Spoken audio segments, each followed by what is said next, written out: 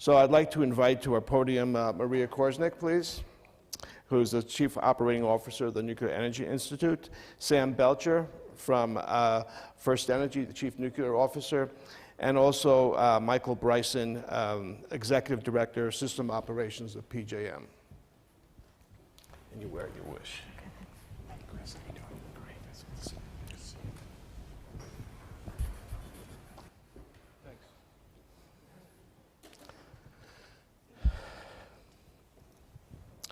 Okay. PJM. So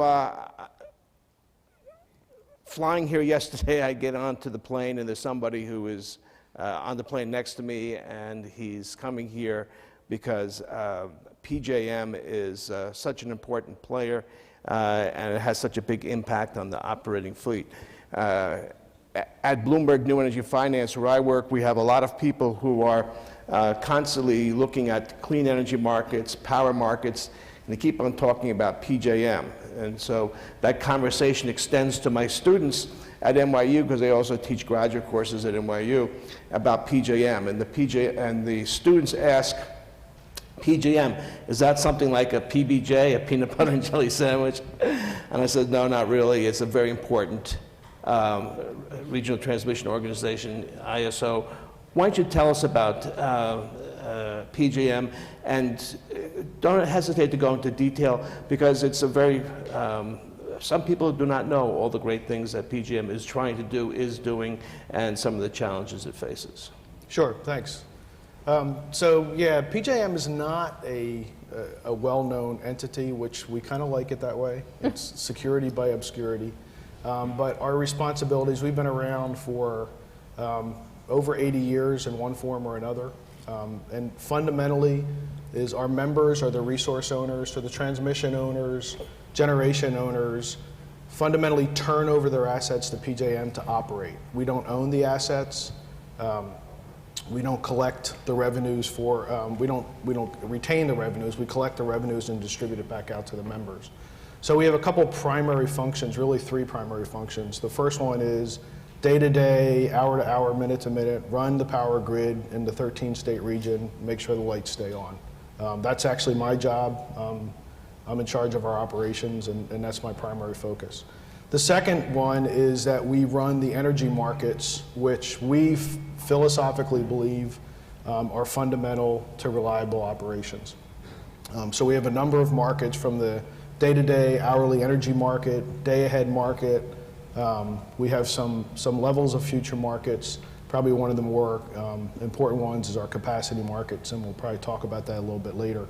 And those markets really are designed to incent the resources, both generation and transmission, to be there both short-term and long-term, and get the revenues they need to do their business. And then really the third major thing that we do is we're responsible for planning the system, long-term planning. So looking out 15 years and making sure that the infrastructure is able to maintain reliability in the future. That long-term planning has a little bit of a caveat, because what we can do is direct transmission assets to be built. One of the things we can't do is direct generation assets to be built. Generation assets are really dependent on us making sure the right price signal is out there for the long term. So that's really kind of a high level what PJM does. When I talk about turning over the assets, we work very closely with the asset owners. From a generation perspective, we're sending out price signals, megawatt signals, depending on what the desire of the unit is to be able to operate. We have a lot of sophisticated algorithms that help us with that. On the transmission side, we work very closely with the transmission owners. So transmission owners need to do maintenance, they need to maintain the system. We work closely to make sure that there's enough intact out there to make sure that the power grid is running. So give us some numbers. How many states does the PJM service area cover? How many people rely on PJM for electricity? How many operating nuclear plants do you have in the service area? How many gas plants? And what is your future projections based on current economic conditions of new capacity that's going to be added, given the fact that I understand several coal plants are being retired in the service area? Sure. So a couple things, and I'm sure you'll make sure if I forget, you'll add one in there. So a couple questions there. One is the makeup. So it's 13 states and District of Columbia. So we have both the benefit and the honor of serving District of Columbia, which is both a politically and electrically sensitive part of the system. It ranges from basically North Carolina up the Eastern Seaboard. We stop at New York City, New York State, goes out to Chicago, down to TVA in Kentucky.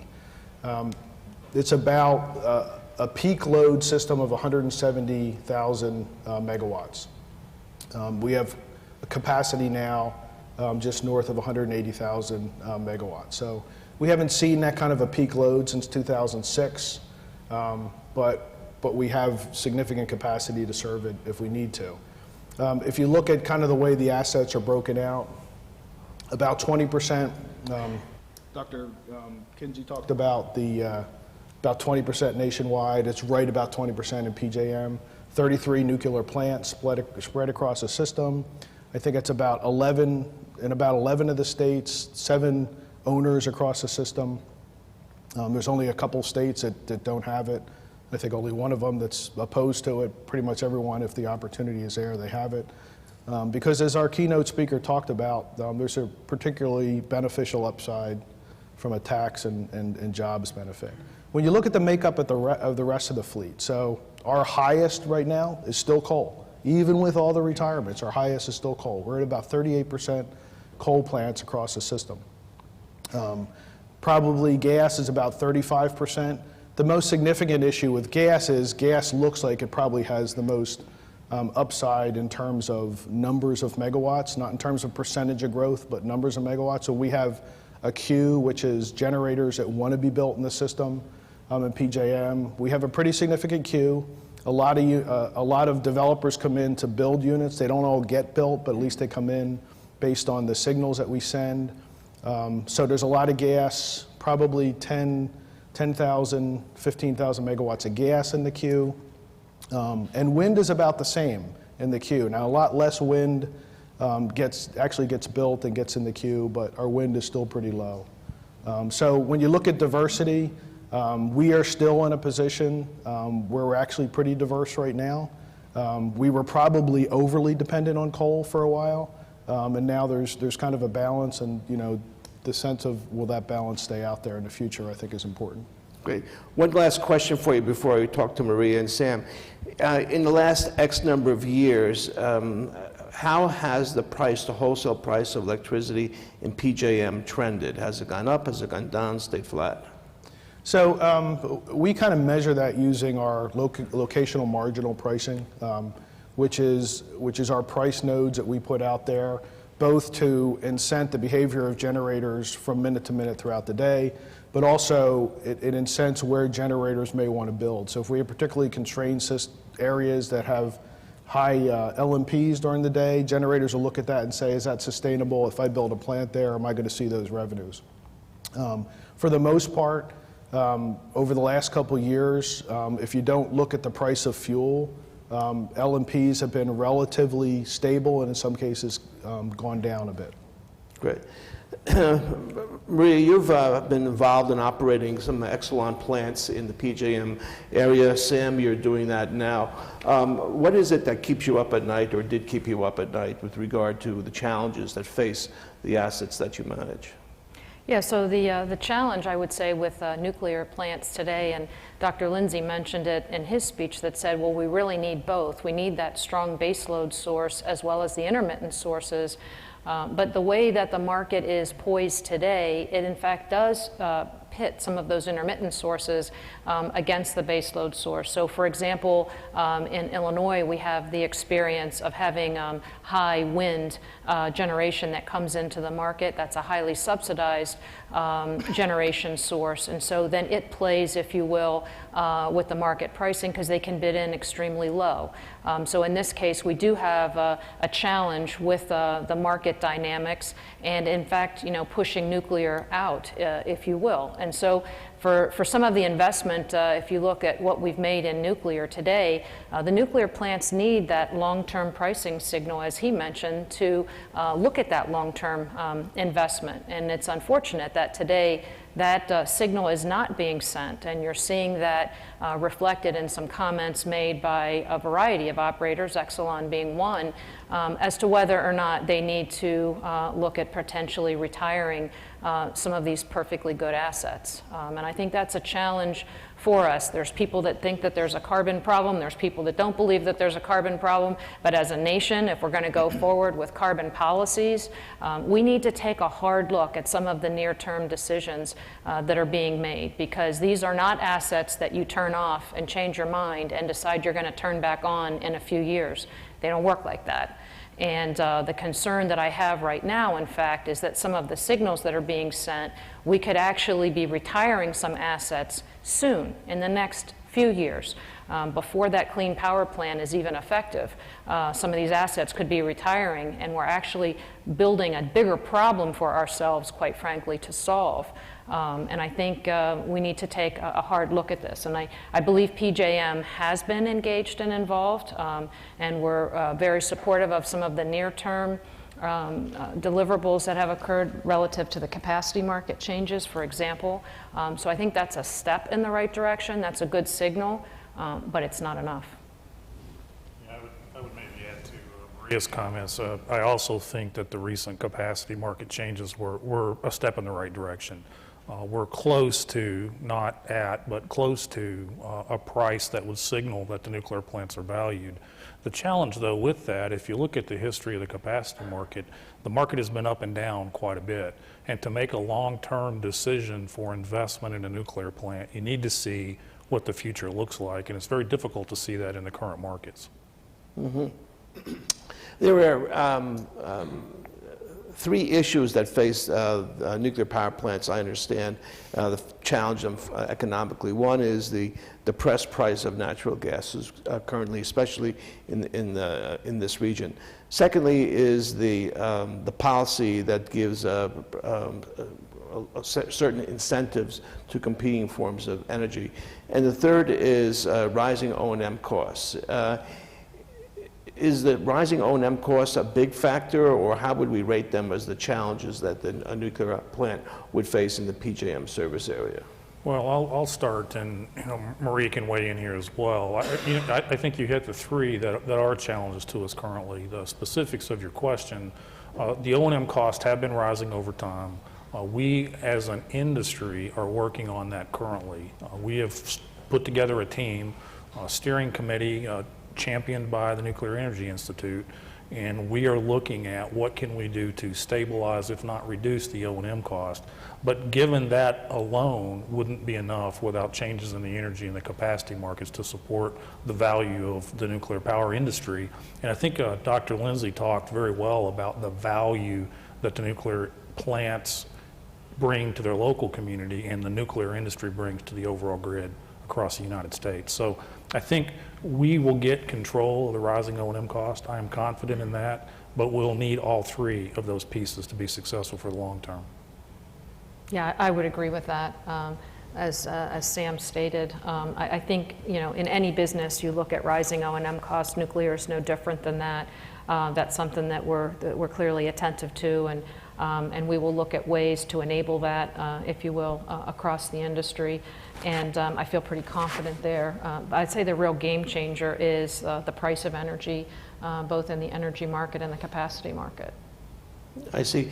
And to help clarify, we have relatively flat fuel costs in the nuclear industry, especially in the last several years.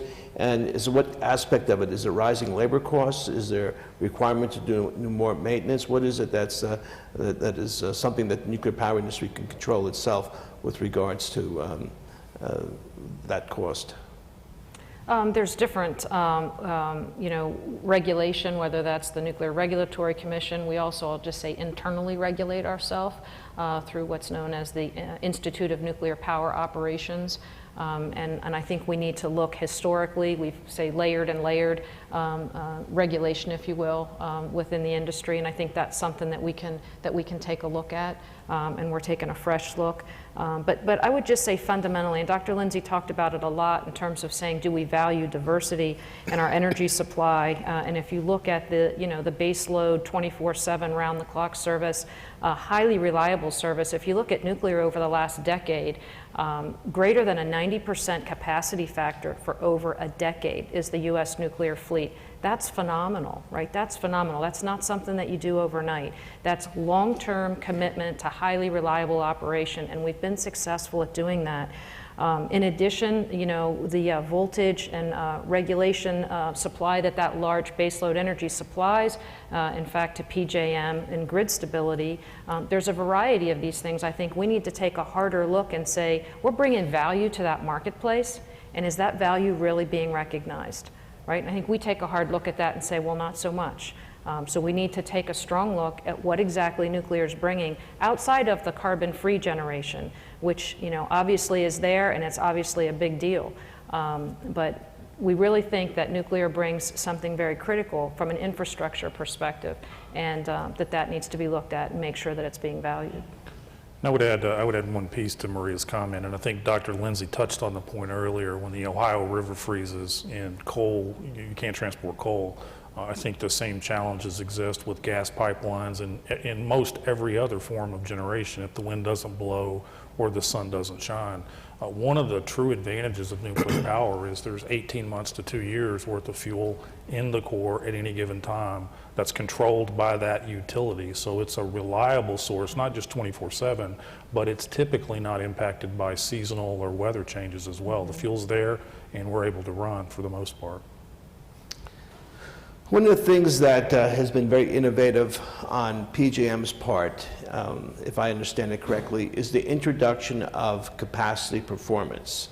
And capacity performance is designed to sort of support or recognize, to a certain extent, to the contributions that generating assets can provide to being available at all the time.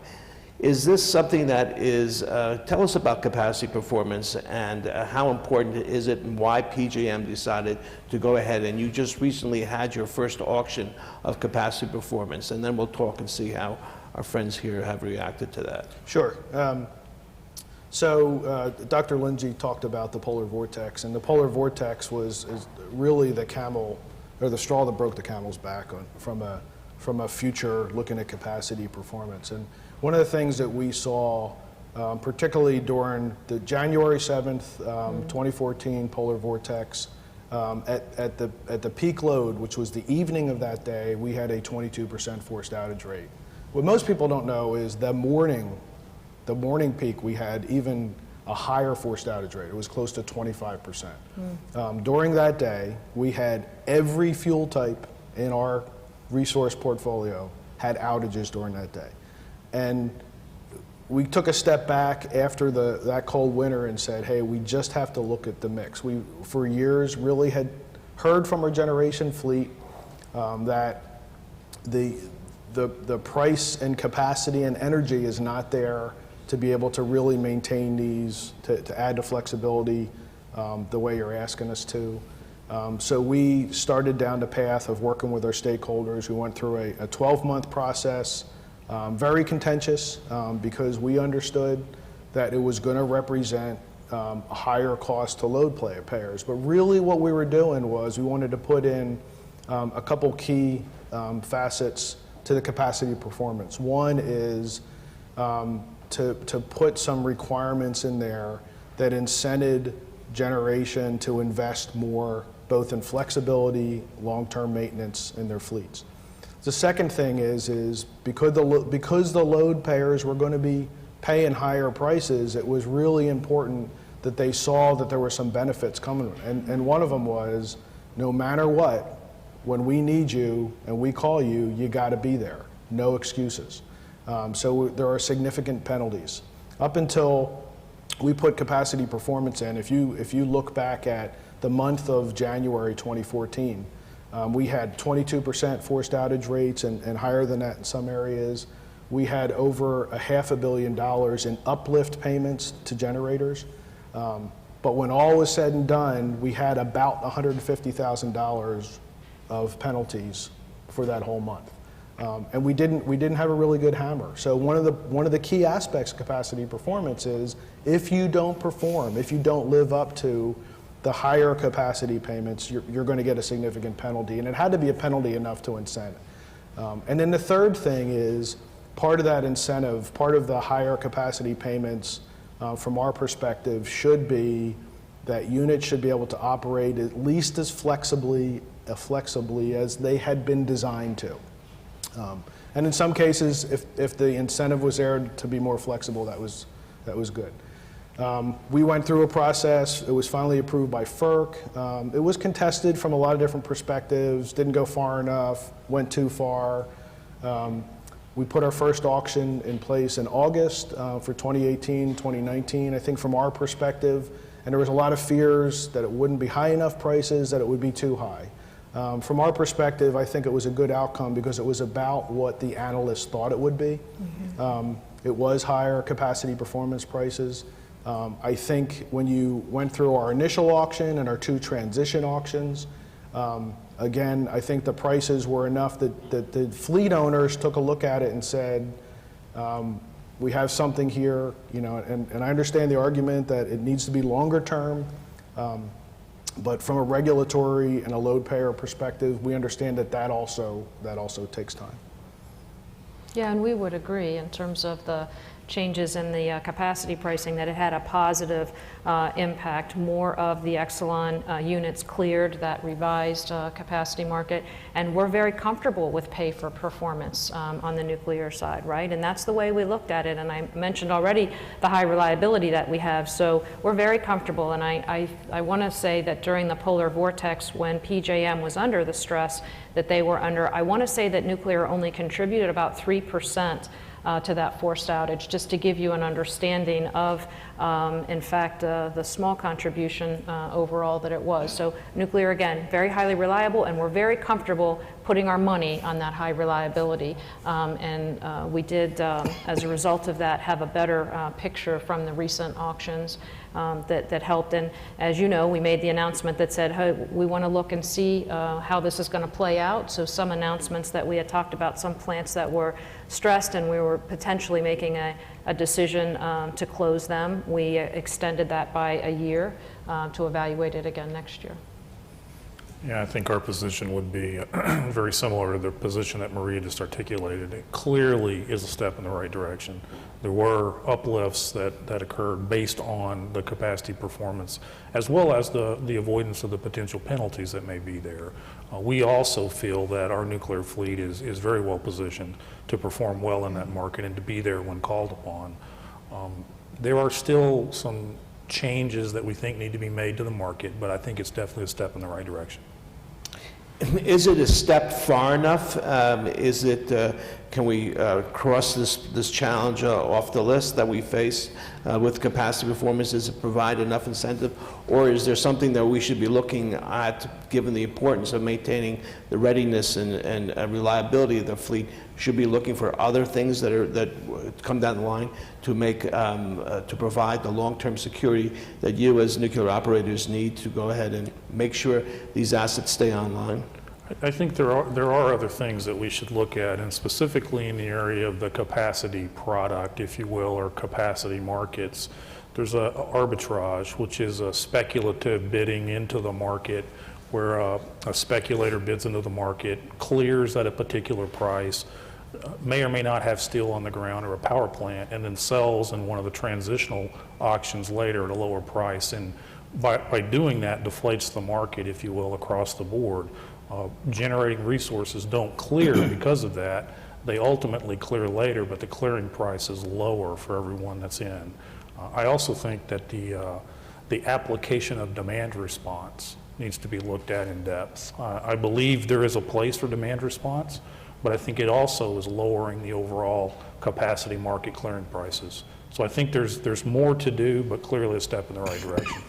Well, and we've talked capacity markets, but there's energy markets as well. So I think we need to look more broadly than just the capacity markets This brings obviously FERC into the equation, not just PJM into the equation, but that's clearly, I'd say, additional ground that needs to be covered, because the energy contribution versus the capacity contribution from a revenue perspective, you know, the energy is much more significant.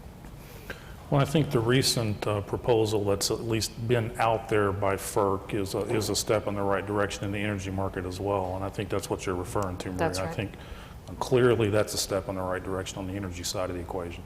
Right. Is the capacity performance auction that was completed a few weeks ago, I understand, correct? Is that something that could migrate as a solution to these issues we're talking about to other independent system operators across the country, or is there something that's unique to the PJM market that prompted you to go ahead and do this? Are you in the pathway of future polar vortexes? Is that why you took the step, or what? Yeah, so certainly we're not unique. In fact, a lot of the aspects of the capacity performance we frankly copied from New England, because we looked at some of the successes they had with FERC. Wasn't exactly what they have, and I think, you know, we certainly have a bigger market and they have unique challenges. So New England is one that certainly has a capacity market. New York has a capacity market, but it's a little bit different. MISO really just has an annual capacity, and it's not really a market. They have different kind of unique challenges with their state makeups.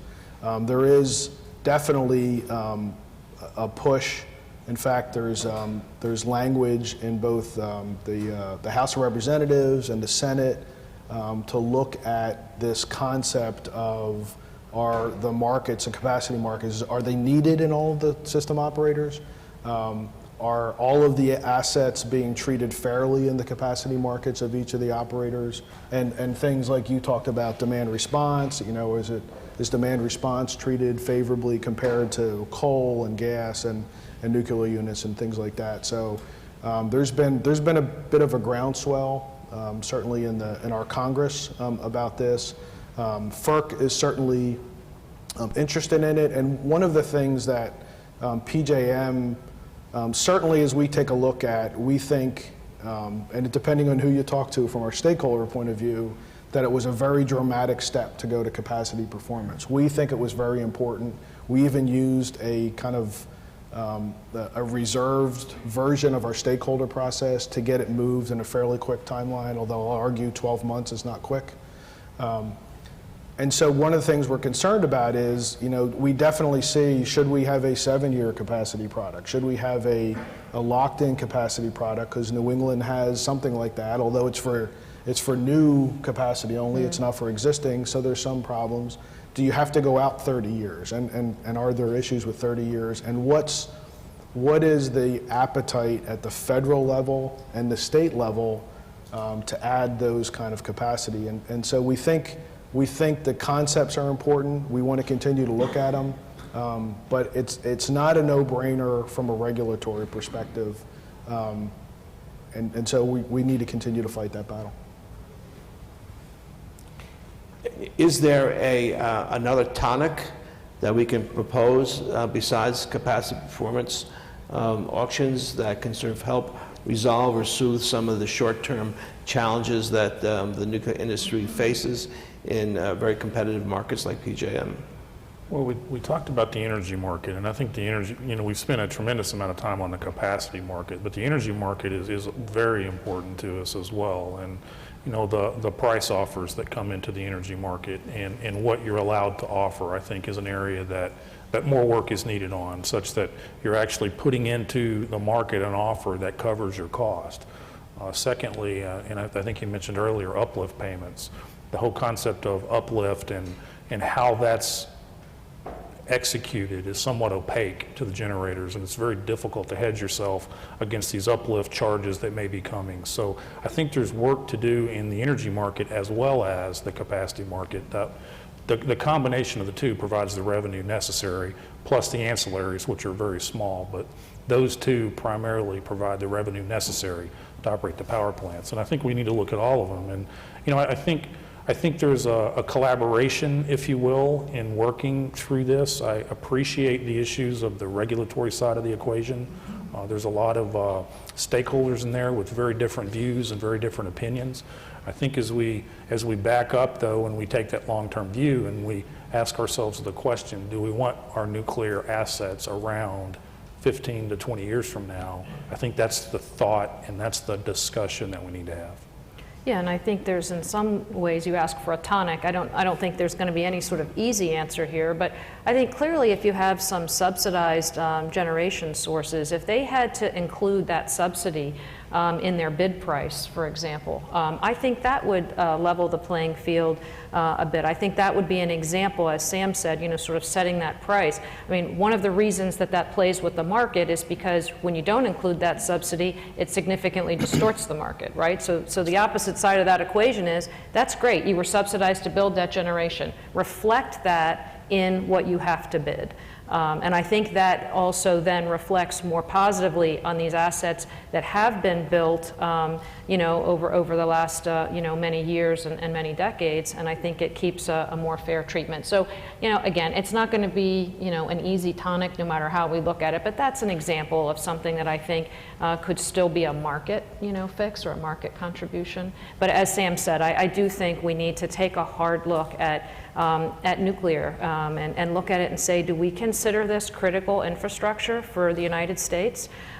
We should look around the world and realize that other people clearly are making a bid to nuclear for some long-term answers in their countries, and I think nuclear should maintain its strong leadership role in the nuclear field. We have it today. We're very strong operators. We just need to continue to have policy decisions that make that happen going forward. Yeah, and just to kind of comment too on the energy market, I agree with that. The concept of squeezing uplift back into the LMPs, making the LMPs really what the price is, to look at things, I'm a firm believer that there's a reason some units are subsidized, but that needs to be reflected back in the price to level the playing field, because we have some units, they have the ability to sustain operation at negative prices, and it hurts other baseload units that have to operate because they're now paying us back to be able to operate. And so some of those, I agree, if we can get the energy markets to accurately reflect those, that certainly helps. We have our first question from the fans who are watching on the streaming video, but before we go to this question, I want to talk briefly about the impact of the Clean Power Plan that the EPA has proposed. What does that mean? I'm trying to judge the merit of the Clean Power Plan in how it helps keep existing reactors online, and how does it help or support the construction of new reactors. Any thoughts on the complexities of the Clean Power Plan as it relates to PJM, Exelon, and First Energy? Sure. I mean, I'll start. Sam, you might want to share PHENOC's experience. But I would just say, in general, the Clean Power Plan, I would say, infers more about nuclear than it is overt about nuclear. And by that I mean it sort of assumes nuclear is going to stay there. And I think we need to take a hard look, as I said back again, on pricing signals. Nuclear plants in the very near term are going to come up against decisions on relicensing. So you heard about the first license renewal for nuclear plants. Many, if not most, have done that. We're going to now come up on the next, should we license again, which would take nuclear plants from 60 to 80 years of service. And so many that are trying to make that decision today are looking at a challenged marketplace today. Well, you're not going to go to your board of directors if you're having a hard time in today's marketplace and saying, here's a great idea, why we want to invest more and we want to relicense this unit. So we have to take a look at those dynamics. Was hopeful that the Clean Power Plan would have taken that relicensing into consideration and the investment required for relicensing. It was silent on including relicensing in the Clean Power Plan. So I would say in that case wasn't as helpful a signal as what we were looking for. On the other hand, it's very clear that nuclear is a strong signal and a strong answer to this, carbon question. And so if you were to build a nuclear plant today, in light of the Clean Power Plan, you clearly create a lot of credits within the system. So clearly, if you're in a place that building nuclear makes sense, that you've got the right long-term signals to build, absolutely you're going to get lots of credit under the Clean Power Plan. You'll get credit for building and you get credit for uprating, meaning your unit can make more energy. For the most part, we have uprated the units here in the United States. So I don't know that there's a lot left in terms of the uprate piece, even though it's recognized in the Clean Power Plan. I don't really see that as a large contributor. Clearly, if you build, it'll create credits. The other challenge I would say on the Clean Power Plan, just for the fact that it happens to analyze things out to 2030. We could get a very false sense of security, or a false picture, if you will, if you just stop this equation and you stop looking at it at 2030. Just based on when we built the nuclear fleet in the United States, a large portion of it retires in that 2030 to 2040 timeframe. So we could actually, whatever we would accomplish under the Clean Power Plan, we could completely undo it if we had poor long-term decision making and we were closing or not relicensing some of these units in the 2030 timeframe. So again, this is where we need the long-term play. We need the strategy play here, just to make sure we don't make short-term decisions and end up with a long-term problem. Yeah, I don't have a tremendous amount to add to what Maria just said, because as we've looked at the Clean Power Plan, it's clear that the nuclear assumption is in there and that those nuclear plants will continue to be in there for the long term. And I'm not sure that's the right assumption, based on the discussion that we're having here today. As Maria said, to relicense a plant is a significant capital investment that you may or may not make, depending on what the market signals are. The broader context of the plan we're still looking at, because nuclear is about 1/3 of our total generation across our fleet. So we're looking at the impacts not just to our nuclear facilities, but we're looking more broadly, and we haven't come out with a firm position on that yet. 1/3 is nuclear. What is the balance between gas and coal? We have significant amounts of coal. We're at about 60% coal, 1/3 nuclear. We've got 2,000 megawatts roughly of gas on a 17,000 megawatt fleet. And do you anticipate that the Clean Power Plan is going to really seriously challenge your coal fleet, or is that? We're still in the process of looking at it. Our coal fleet is all scrubbed, so it's clean coal. So we're still in the process of evaluating what does that mean to the longer term. I know that PJM doesn't have any generating assets, and what do you make of the Clean Power Plan? Are you scratching your head and wondering, what do we do with this, or you have a clearly thought out? It's kind of it puts PJM in a unique position, and in some ways probably the generation fleet owners too, because the states have to come up with plans, and some of the states are very engaged in that, and we're working with them. Some of them are engaged in it, but they're taking the litigation path.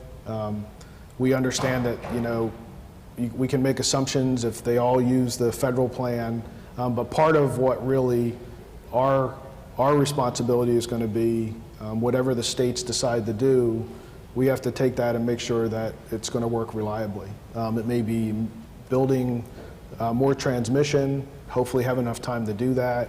It's going to be new generation coming in, existing generation staying around, maintaining, uprating, things like that. So a lot of what we are working very closely with the states, but there's also a certain amount of waiting to see what cards are dealt us and making sure it operates reliably.